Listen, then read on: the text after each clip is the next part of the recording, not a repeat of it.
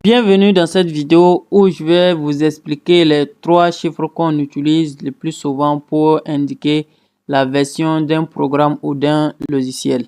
Donc, on va prendre l'exemple de Python ici.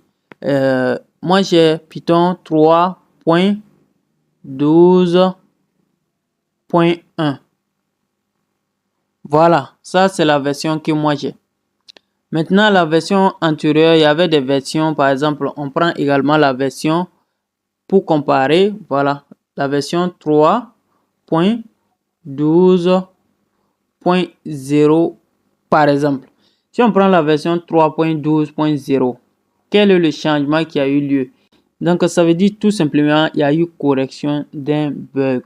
Ça veut dire ici, c'est le dernier chiffre seulement qui change. Ça veut dire on a corrigé un bug. Il y avait un bug, mais ce bug a été corrigé. C'est pourquoi on est passé à la version supérieure, mais en changeant uniquement le dernier chiffre.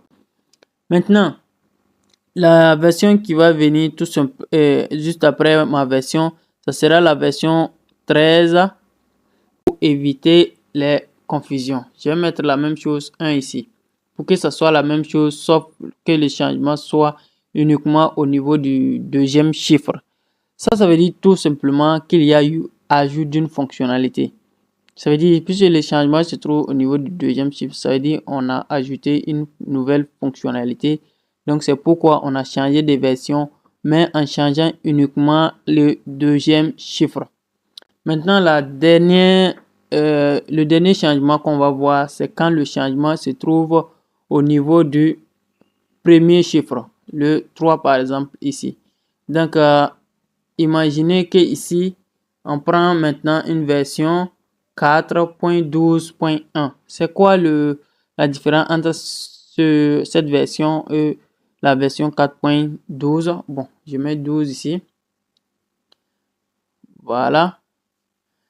Exactement les mêmes versions, sauf que le changement se trouve seulement au niveau du premier chiffre. Si le changement est au niveau du premier chiffre, ça veut dire qu'il y a eu un grand changement. Ça veut dire un code de Python développé avec 4.12.1 peut ne pas être compatible avec un code développé avec Python 3.12.1. Il y a eu un grand changement et là, il faut faire attention. Il faut penser à faire la mise à jour, à revoir le code qui a été fait avec la version antérieure parce qu'il y a eu un grand changement dans Python.